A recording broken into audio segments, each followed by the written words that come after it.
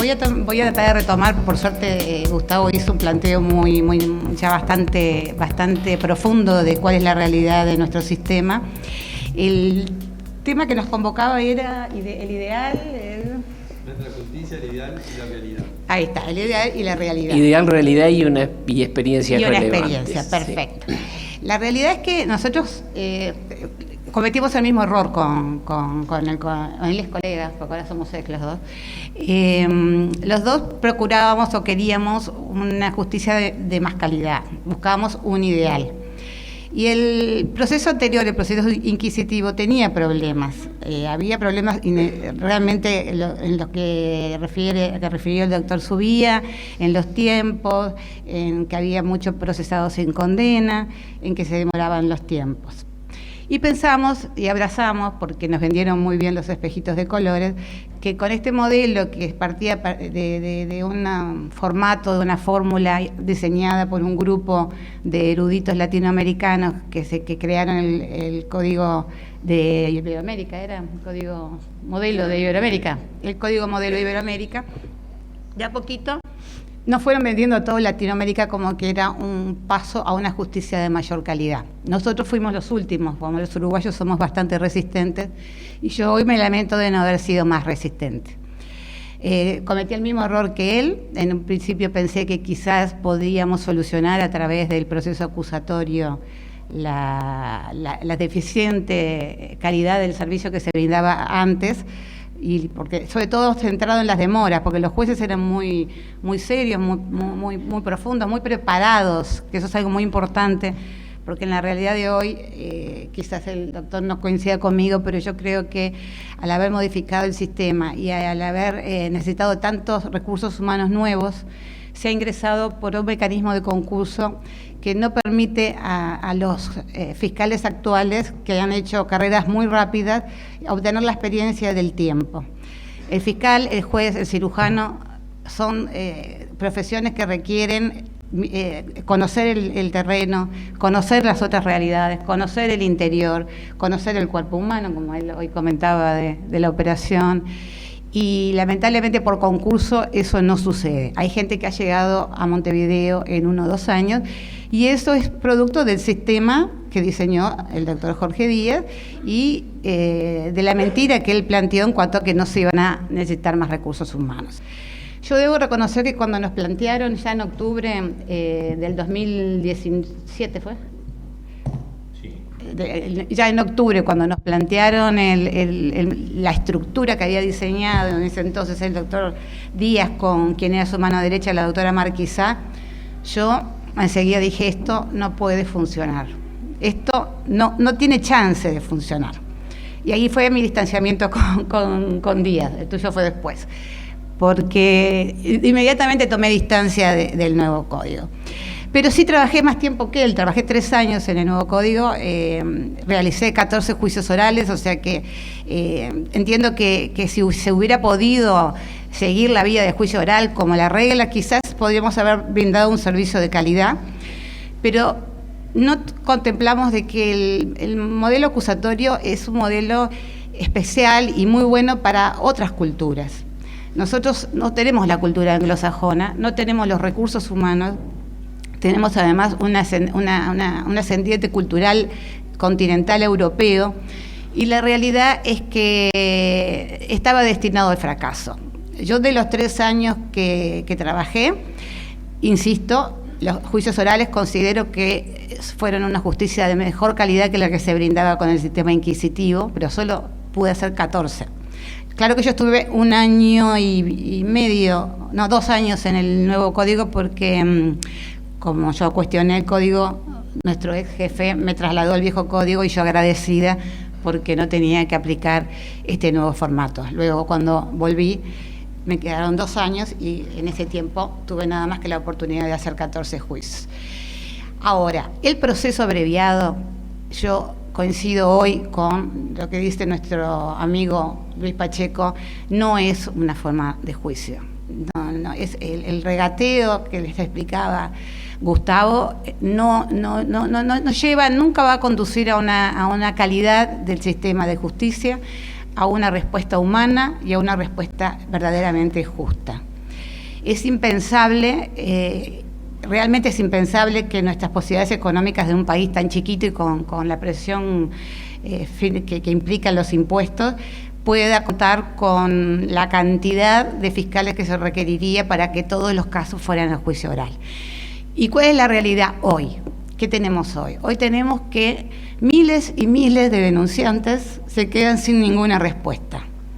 Miles y miles de denunciantes, solo algunos cientos se responden por año, y miles de denunciantes, o lo archiva un fiscal, que no es el juez, y el artículo 8 de la Convención Americana de Derechos Humanos dice que todos los ciudadanos tienen derecho a tener su día ante el juez, no ante un fiscal, que es un funcionario administrativo, o directamente ni siquiera llega el fiscal. Lo archiva una oficina administrativa, que es la DPA, que ni siquiera son funcionarios fiscales. Y esa es la justicia que estamos dándole a la gran mayoría de la población del Uruguay, es decir, la nada misma. Le estamos negando la posibilidad del acceso a la justicia. Y eso a mí me ha llevado a repensar, si ustedes me preguntan, hace unos 2 o 3 años hice una maestría en la Universidad Católica, que era la primera maestría de este nuevo código, y nos encontramos todos los que trabajábamos, pero desde un primer lugar, ministros que hoy están en los tribunales de apelaciones, estaba Logrado 5 de Procesal, Gabriel Valentín, estaba Mario Spagenberg, actualmente vicerrector de la Universidad Católica. Estábamos, en realidad, tanto los que participábamos como alumnos, como con los que participaban como docentes, en realidad era un intercambio, porque estábamos todos en la misma, empezó unos meses antes del 2017. Y todos, al final de esa maestría, la conclusión que llegamos es que este código teníamos que romperlo, tirarlo y empezar de vuelta. Ahora, ese sería el ideal, pero no es una realidad que podamos pensar ni imaginar. Nos lleva mucho tiempo, llevó mucho dinero llegar a este formato que tenemos hoy, y los procesos tienen su tiempo y su decantación. Yo realmente pienso en todas esas personas. Me preocupan sí las personas que llegan a una solución mediante un proceso abreviado, porque entiendo que no es un sistema de justicia de calidad, pero me preocupa más la cantidad de personas que no están llegando hoy a tener su día ante el tribunal.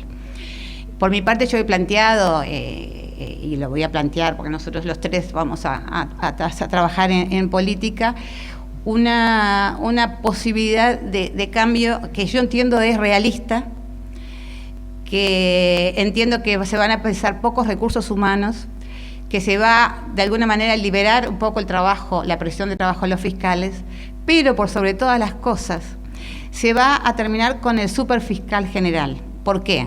Porque vamos a tener un camino alternativo de llegar a la justicia. Y es cumplir nada más y nada menos, por eso me encanta que tengamos acá a un constitucionalista con el artículo 22 de la Constitución, que establece que la instancia penal se iniciará por acusación de parte o de acusador público. Lo que yo estoy planteando, y bueno, y mi sector lo ha recibido muy bien, es incorporar mediante la ley la querella privada. ¿Qué quiere decir esto? Quiere decir que todas esas miles de personas que no tienen la llegada ante los jueces porque los fiscales lo archivan, la mayoría de las veces sin fundamento, van a tener la posibilidad de acceder por sí a la justicia. Ahora bien, claro está que tampoco es gratis, porque no podemos generar una grieta entre quien se pueda pagar un abogado privado y quien no se pueda pagar un abogado. Pero eso implicará que en lugar de más fiscales se designen defensores de oficio que dependen de la Suprema Corte de Justicia. Yo creo que va a ser sería un camino, primero, que cumpliría lo que dice nuestra Constitución, que actualmente no se está cumpliendo, que garantizaría a todos acceder a la justicia cuando tienen, porque a ver, una cosa importante, porque nosotros somos penalistas y a veces no nos damos cuenta de que ustedes no lo tienen claro.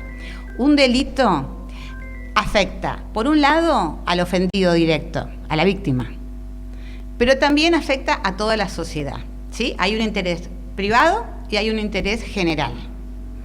El fiscal lo que contempla es el interés general, pero la mayoría de las veces en el manejo actual de la Fiscalía no se contempla el interés de los directamente afectados, del ofendido directamente por el delito.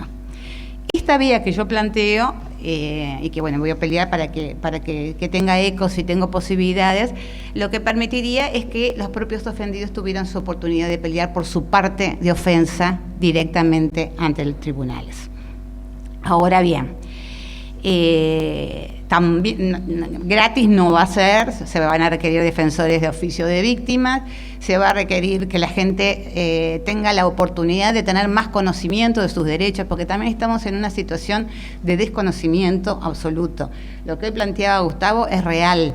Hay gente que acepta los acuerdos porque en realidad le dicen, bueno, es esto o te vamos a juicio, y apenas los abogados lo saben. Pasamos de una pena de 6 meses o 7 meses a una pena de 5 años. Yo les voy a decir que en los juicios orales, en un caso de abuso sexual de un padre hacia las hijas, que mi antecesora, la doctora Darviña Viera, había formalizado sin prisión, por la vía de juicio oral, obtuve 7 años. Llegué a la Suprema Corte de Justicia. Por la vía del proceso abreviado se transa por 15 meses, 14 meses. Pero claro, estamos hablando de un trabajo muy importante. Fíjense que ese trabajo muy importante, cuando a veces es necesario, tampoco la estructura que se formó con el fiscal general Díaz y con quien él dejó en su lugar, el doctor Juan Gómez, no le permite a los fiscales trabajar bien. Ustedes sabrán que yo tuve el caso de problema de pasaportes, que ya se habían presentado denuncias años anteriores y había sido archivado varias veces por la Fiscalía. Pero bueno, tocó una de las fiscales antiguas, que nosotros no nos conformamos, nosotros vamos para adelante, y era un problema importante porque estaba vinculado al otorgamiento de documentación uruguaya a ciudadanos extranjeros que no tenían derecho real de tener esa ciudadanía. Lo que se había detectado, que yo debo decir que el director del Departamento de Cédulas y Pasaportes de la Dirección Nacional de Identificación Civil, Martínez, pobre, estaba ya desesperado, presentaba denuncias a todo el mundo y nadie lo escuchaba, y aprovechó esa instancia en que justo vino un ruso a hacer el trámite y lo pescó infragante y estaba yo de turno. A partir de esa detención, yo pedí ese expediente que estaba dormido de hace tiempo, y veo que había elementos para pedir el allanamiento de otras 2 personas que podrían estar vinculadas con esta situación, no con este caso puntual, pero sí con la situación de los pasaportes. A partir de esas medidas, que debo decir son los jueces, porque los jueces son los que controlan y me autorizaron, o sea, no es algo que es un éxito del fiscal, sino que es convencer a un juez, y los jueces son muy exigentes cuando nos controlan. Llegué a lograr 2 allanamientos, la incautación de mucha documentación y de celulares, y a partir de eso la vinculación de quien custodiaba a nuestro presidente de la República. Por supuesto que esa situación y la identificación de esa persona generó incomodidad. Yo debo decir que en un primer momento, en los primeros 2 meses, así como dice Gustavo, no tuve ninguna ayuda desde el sistema de gobierno, pese a que yo he sabido que voy a militar en el Partido Nacional, porque yo soy wilsonista de siempre, pero no tuve ninguna colaboración. Ahí comparto con él con que hubo una falla. Yo creo que se peca de inocencia o no se perciben las consecuencias de no actuar a tiempo ante algunas situaciones. Y luego solucionar los problemas es más difícil, porque crear el problema... A ver, nosotros lo vivimos con él también. ¿Te acordás, Gustavo, cuando en el 2000 vino de Pasta Base, 2001? Y nosotros decíamos, ¿qué vamos a hacer con esta gente? Y nos decían, no te preocupes porque se van a morir, ¿te acordás? Y no se murieron. Hoy son abuelos. Y ahora está pasando con el fentanilo. Ella estaba justamente en el INAU en esa época, ¿te acordás que había sido Maldonado? Y ahora está pasando con el fentanilo en Nueva York. No, es no ver o no tener la capacidad de estar abiertos a todas las posibilidades. Y eso es lo que nos pasa. Ahora tenemos una sociedad mucho más peligrosa que la que teníamos nosotros en el 2000. Ahora se trabajó muy mal el sistema carcelario y entonces hubo una mezcla de delincuentes extranjeros con delincuentes uruguayos, y ahora tenemos nuestros sicarios uruguayos, tenemos quien te mata por 100 pesos, tenemos los que te dan un navajazo porque te colaste en una fila. Y generar esa situación llevó 20 años, 20, sí, más o menos. Ahora, deshacer esa situación va a llevar mucho tiempo. Y lo que tenemos que tratar es de que todos comprendan de que eso no va a poder ir de la mano en un sistema político en el cual se enfrentan todos y no se llegan a acuerdos. Ningún partido que resulte ganador en las elecciones va a poder resolver el problema de seguridad si no nos manejamos con razonabilidad desde el lado de la oposición. Con el tema del fiscal general, nosotros no habíamos advertido, o por lo menos yo, no sé si tú te diste cuenta, cuando se creó la estructura para diseñar la Fiscalía General como servicio descentralizado, del problema que se estaba planteando. ¿Por qué? Porque nuestra Constitución, ahí voy a apelar a los conocimientos de mi compañero, nuestra Constitución habla reiteradas veces de la Fiscalía de Corte.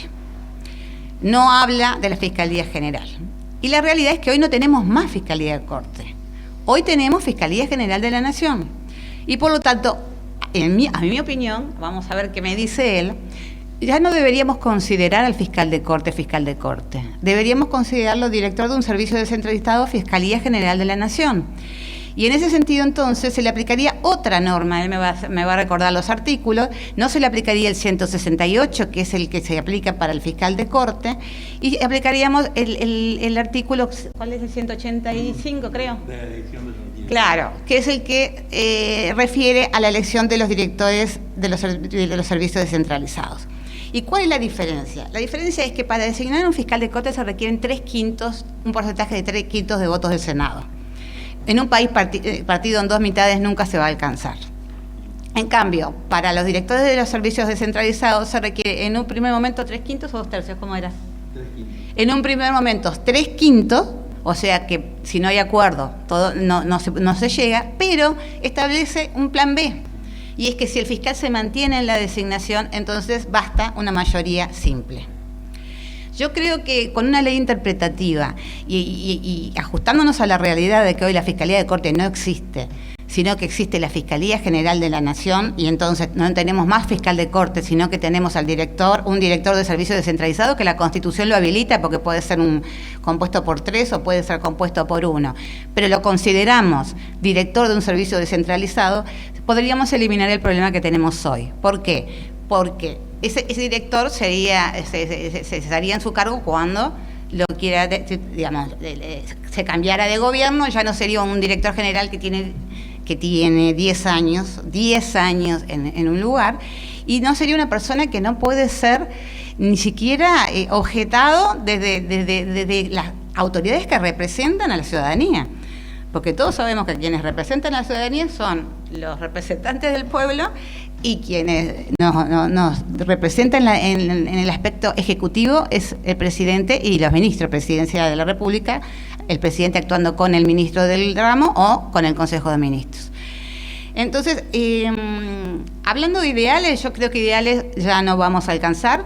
Si ustedes me preguntan hoy con el diario del lunes, siento que nos equivocamos, que hubiera sido mejor ir a una mixtura del viejo código inquisitivo en el cual el juez que investigara no fuera el juez de sentencia y nos hubiera dado una solución más de calidad. Pero hoy la realidad es que tenemos un modelo acusatorio y negar que eso vino para quedarse por tiempo es un absurdo. Entonces, tenemos dos caminos.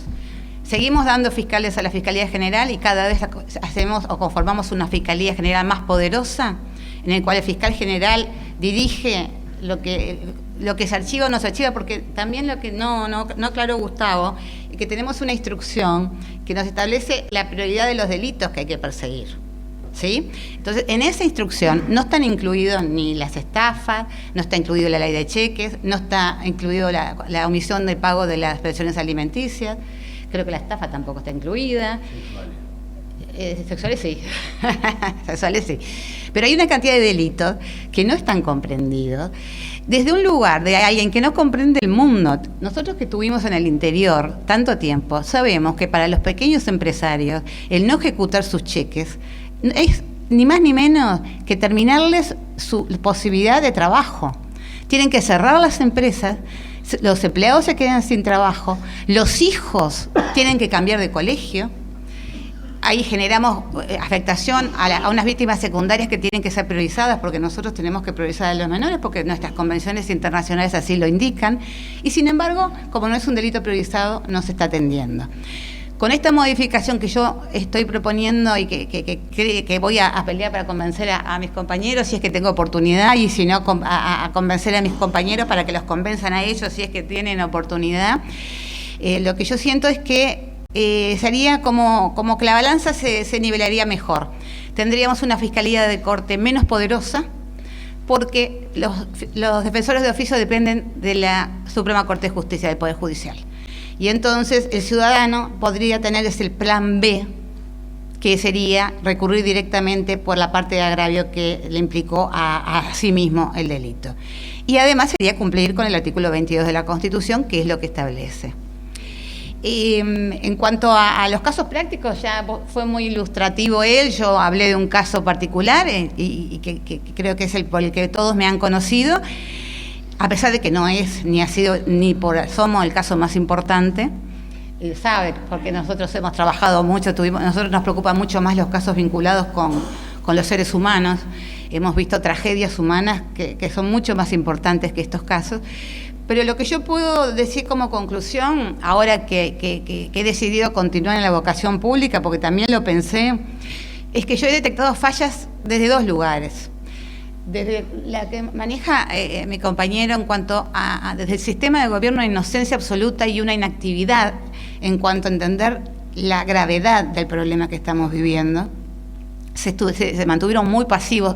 Yo no entiendo por qué, yo ya los expresé cuando lo investigaba, pero lo cierto es que yo estuve muy sola investigando. Primero atacada por el oficialismo, y luego cuando pude investigar y fui descartando responsabilidades, me pasó algo increíble, porque estamos en una democracia, tendremos que estar todos contentos de que las instituciones funcionen. Yo me puse muy contenta cuando desvinculé al presidente de lo que hacía Esteciano.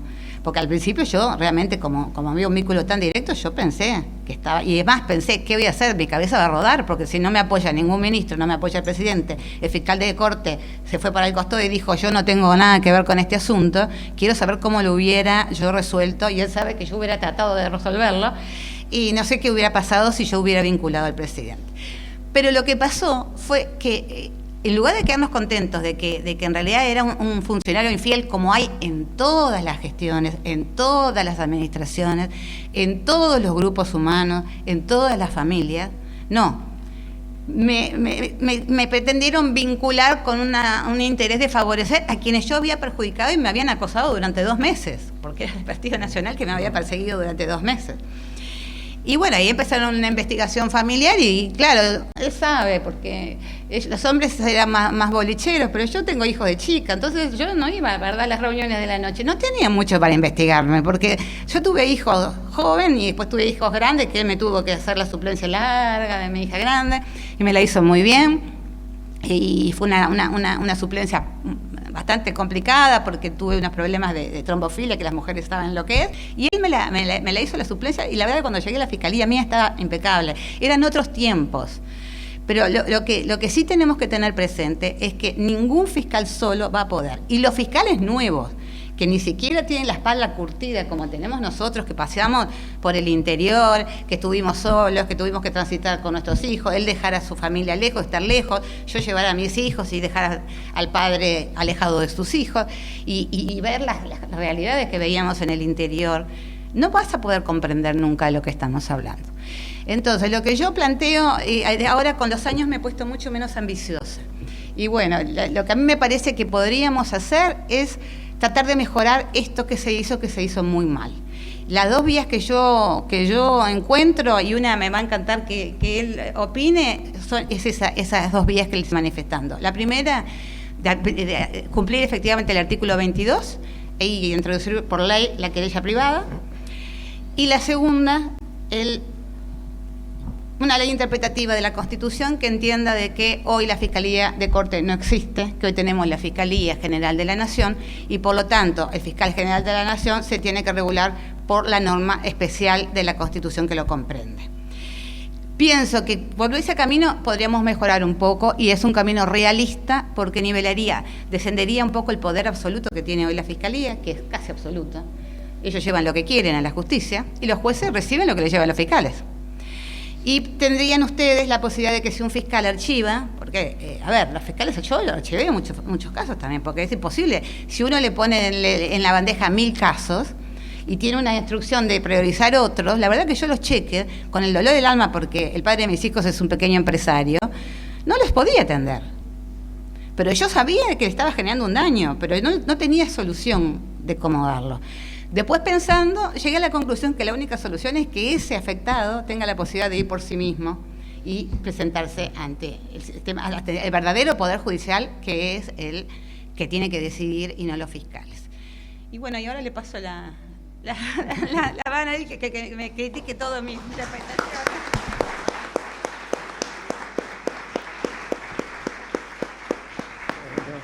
Voy a llamar a la señora Berta Lazaga, que es nuestra jefa de Relaciones Públicas. Oh, me toca a mí también, qué emoción. Qué lindo. El Oscar. Le ganaste el Oscar.